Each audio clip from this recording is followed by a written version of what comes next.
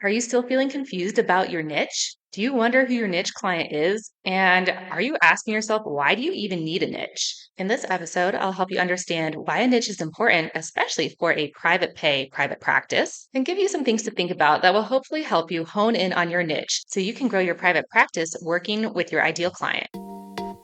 Hey, Christian therapist, are you craving a counseling career that aligns with your faith and actually supports your well being? Welcome to the Prosperous Christian Therapist Podcast. I'm Kimberly Van Hooser, Christian therapist, private practice owner, and business coach for mental health professionals like you. In this podcast, you'll get practical strategies and faith led guidance to help you build a thriving private practice, one that serves your clients well and makes an impact for the kingdom of God. So, what are you waiting for? Grab your notebook and join me for today's episode. Welcome to the Prosperous Christian Therapist Podcast. I'm your host, Kimberly Van Hooser. I'm a licensed marriage and family therapist with a Christian counseling private practice located in the state of Colorado. I'm also a private practice coach for Christians in the mental health field who are wanting to start or grow their private practice in a way that is honoring to the Lord, where they're able to discern His voice and His leading so that their practice that they build makes the biggest impact for the kingdom of God. Before we dive into the content of today's episode, I'm going to take a moment and just briefly share about my coaching offer that I'm doing right now between now and the end of the year. So, just about for another month, I am offering 60-minute private coaching sessions for only $97. During the 60-minute session, I'll help you assess your private practice to really identify what you're already doing well and then the areas that might need a little bit more focus and attention. And at the end of the session, you will leave with some actionable steps to take forward in order to take your private practice to the next level. In these sessions, I'll often help my clients clarify their vision for their private practice and really start to explore and hone in on who their ideal client is, learn ways to attract that ideal client, learn how to have a financially sustainable private practice and what that would look like for them. So, we really go through several different areas that are really going to give you a firm foundation for a private practice, whether or not you have already launched or if you are just getting ready to launch. So, if this is speaking to you on any level, I really encourage you to reach out and book a session soon. My calendar does fill up pretty quickly, and especially with the holidays coming up. And as I mentioned, we only have 1 month left of this special $97 coaching offer. I'll be doubling my rates in 2026. So make sure you get through my doors before then if that is something that's motivational for you. It's a really low risk and low cost investment because if you take away one thing from our session together that helps you draw in more clients and make more money, you make your money back very quickly. It might even be in just one session from a new client. So space is limited. It's a first come, first serve basis. I will drop my Calendly link in the description below. Feel free to email me at kimberly@kimberlyvanhooser.com if you have any questions. Let's go ahead and move on to the content of today's episode, which is all about niche. This is an area where I still see a lot of clinicians feeling a lot of confusion about, getting really hung up on. They are hesitant to commit to a niche. They don't want to box themselves in.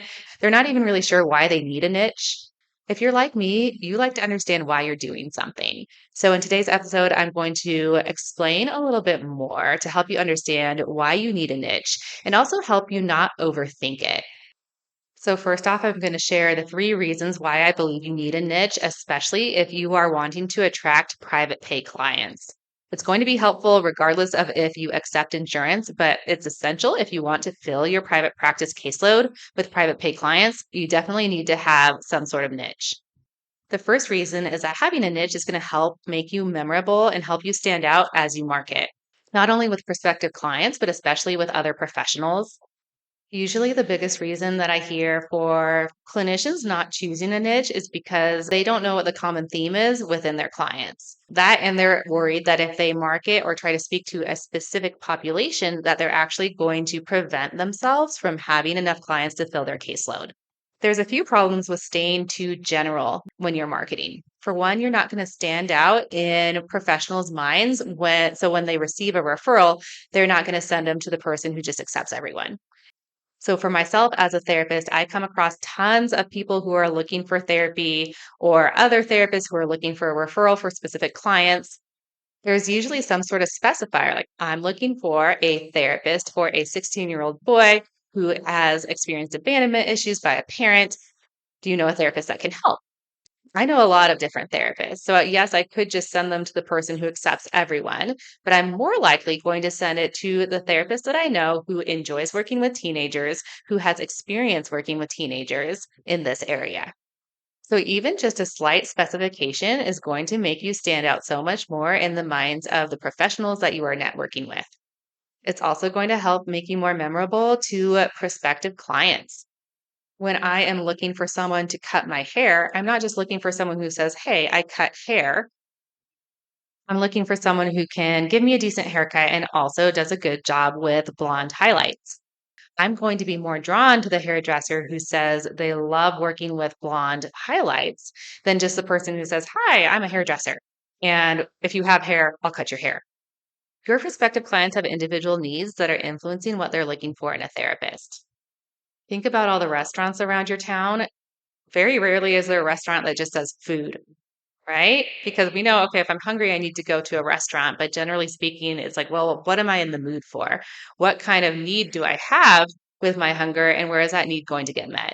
Sure, I could go to the restaurant that says food. They probably have food, but what kind of food is it? Oh, there's a Mexican restaurant.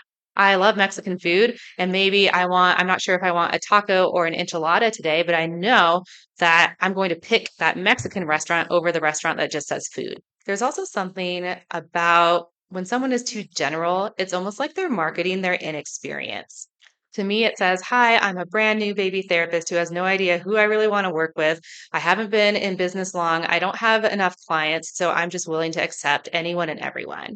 Obviously, like, it's okay when we're brand new, we're just starting out. We don't have to have all of the knowledge and all of the years of experience, but we don't want to lead with that as we're marketing. Just giving some specifications with the type of population that you might enjoy working with, or maybe you have a little bit of experience. It doesn't matter how small, but you have some experience or even just a basic interest in working with that population communicates that you are that much better at handling those types of populations than someone who just says, "Hi, I just accept anyone." So, the first reason why you need to have some sort of niche or even just specifiers for who you work with is it's going to help you stand out. It makes you more memorable in the minds of the professionals that you're networking with, and also will give clients more of a reason to reach out and work with you. It communicates that you have an interest level and some experience versus leading with your inexperience. The second reason why you have a niche is somewhat related, but it's going to help give your prospective clients a reason to pick you over the sea of other therapists.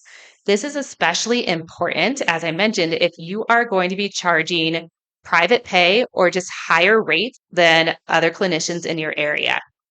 I believe it was 2 episodes ago, I talk about how to set an appropriate fee for your private practice. And I tell you not to base it just automatically on what other clinicians are charging in your area or what you think people will pay for a therapy session in your area, but to base it on your financial needs and to figure out how many hours am I actually available and what do I need to make.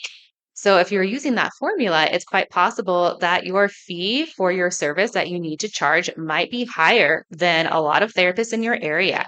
And you have to give people who are reaching out for therapy a reason for why they would choose to see you for $200 a session versus another therapist for $100. The reason people are going to pay you your fee in order to see you is because you bring something that is unique. You bring something that is special that a different therapist does not have. If someone is going to pay a higher rate to see you, it's because they believe that you are a better fit for them than someone else. Similar to the hairdresser example that I gave earlier. We all have hair, we all need haircuts. But if I have a specific type of hair or specific type of hair need, I'm going to choose the hairdresser who says they have some experience or some interest in that area. I'm also willing to pay more money if I'm going to someone who I feel like knows what they're doing when they want to color my hair versus just going to Great Clips and getting a $25 haircut. So by having a niche, you're actually decreasing your competition. There are so many therapists these days, and especially with telehealth, that people can choose from just an endless list of therapists. Give them a reason to choose you. Okay, so first reason of having a niche is it helps you stand out and makes you memorable in your marketing. The second reason is it gives people a reason to choose to pay higher rates for you or to pick you in general over the sea of other therapists out there. The third reason why I believe it's really important to have a niche is that knowing who your niche client is going to guide your marketing and make it that much more successful. When you know who your ideal client is, you're going to be able to sit and think about what they're thinking. What is going to cause them to reach out to therapy and how would they go about doing that? That's going to drive your entire marketing plan. I want you to imagine a person who might be in need of your counseling services. It could be similar to a client that you've had. It could be a specific client that you've actually seen, or it could be someone imaginary that you know is representative of someone out there who would benefit from coming to see you. And I want you to take some time and just put yourself in their shoes. Think about how they feel when they wake up every morning. What kind of environment are they in? What's on their day to day schedule? What symptoms are they experiencing that might be causing them distress?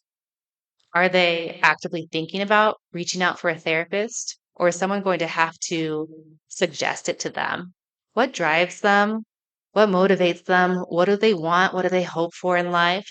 What are the struggles and challenges that they encounter every single day?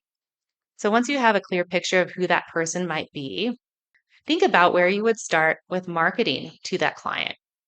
For my own clients, I generally work with a lot of Christian women who are experiencing a significant amount of stress or overwhelm. They're highly motivated. They want to learn tools and skills in order to advance and improve. They're often perfectionistic, they're people pleasers. And I found that a lot of the clients that I work with tend to be on Facebook. They're in a lot of Facebook groups. So I do a lot of marketing in certain Facebook groups where I know my ideal client is probably hanging out. I also know that a lot of them seek referrals from their churches. So I network with a lot of pastors and churches in the area so they know when someone reaches out to them for Christian counseling that they can send them to me. A lot of us today start with a Google search. And so I think about what might my ideal client type into Google in order to find a counselor.